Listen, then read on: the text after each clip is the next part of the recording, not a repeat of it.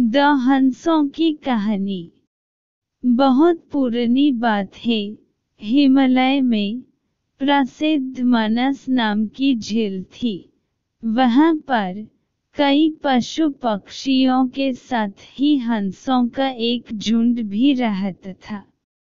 उनमें से दो हंस बहुत आकर्षक थे और दोनों ही देखने में एक जैसे थे, लेकिन उनमें से एक राजा था और दूसरा सेनापति। राजा का नाम था धृतराष्ट्र और सेनापति का नाम सुमुख था। झील का नजारा बादलों के बीच में स्वर्ग जैसा प्रतीत होता था। उन समय झील और उसमें रहने वाले हंसों की प्रसिद्धि वहां आने जाने वाले पर्यटकों के साथ देश विदेश में फैल गई थी।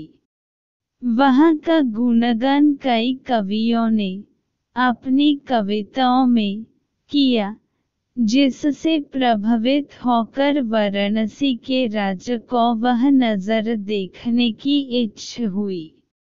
राजा ने अपने राज्य में बिल्कुल वैसी ही झील का निर्माण करवाया और वहां पर कई प्रकार के सुंदर और आकर्षक फूलों के पौधों के साथ ही स्वादिष्ट फलों के पेड़ लगवाए। साथ ही विभिन्न प्रजाति के पशु पक्षियों की देखभाल और उनकी सुरक्षा की व्यवस्था का आदेश भी दिया। वाराणसी का यह सरोवर भी स्वर्ग जैसा सुंदर था, लेकिन राजा के मन में अभी उन दो हंसों को देखने की इच्छा थी, जो मानस सरोवर में रहते थे। एक दिन मानस सरोवर के अन्य हंसों ने राजा के सामने वाराणसी के सरोवर जाने की इच्छा प्रकट की, लेकिन हंसों का राजा समझदार था।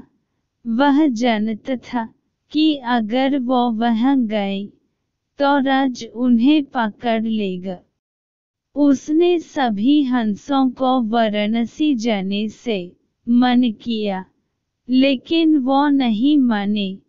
तब राजा और सेनापति के साथ सभी हंस वाराणसी की ओर उड़ चले।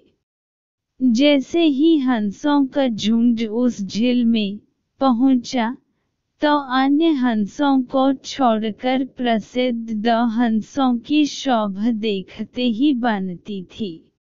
सोने की तरह चमकती उनकी चोंच, सोने की तरह ही नजर आते उनके पैर और बादलों से भी ज्यादा सफेद उनके पंख हर किसी को अपनी ओर आकर्षित कर रहे थे। हंसों के पहुंचने की खबर राजा को दी गई। उसने हंसों को पकड़ने की युक्ति सोची और एक रात जब सब सो गए, तो उन हंसों को पकड़ने के लिए जाल बिछाया गया। अगले दिन जब हंसों का राजा जग और भ्रमण पर निकला, तो वह जाल में फंस गया।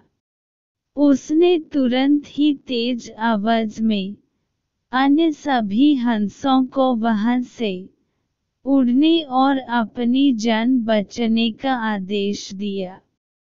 अन्य सभी हंस उड़ गए, लेकिन उनका सेनापति सुमुख अपने स्वामी को फंसा देखकर उसे बचाने के लिए वहीं रुक गया। इस बीच हंस को पकड़ने के लिए सैनिक वहां आ गया। उसने देखा कि हंसों का राजा जल में फंसा हुआ है और दूसरा राजा को बचाने के लिए वहां खड़ा हुआ है। हंस की स्वामी भक्ति देखकर सैनिक बहुत प्रभावित हुआ और उसने हंसों के राजा को छोड़ दिया। हंसों का राजा समझदार होने के साथ साथ दूरदर्शी भी था।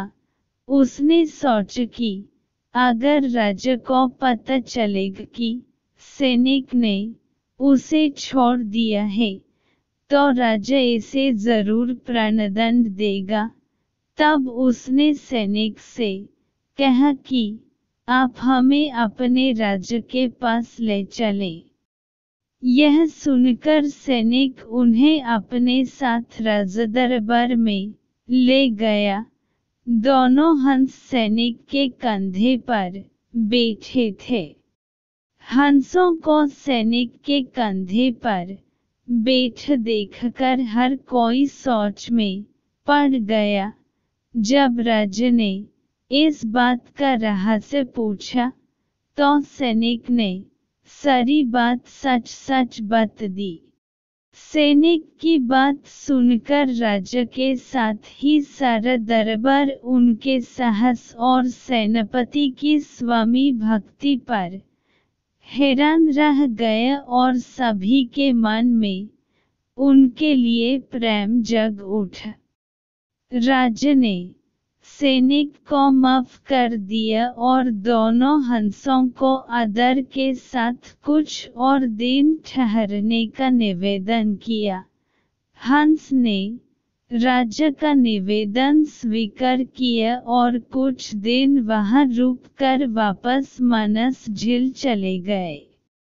कहानी से सीख: किसी भी परिस्थिति में हमें अपनों का साथ नहीं छोड़ना चाहिए।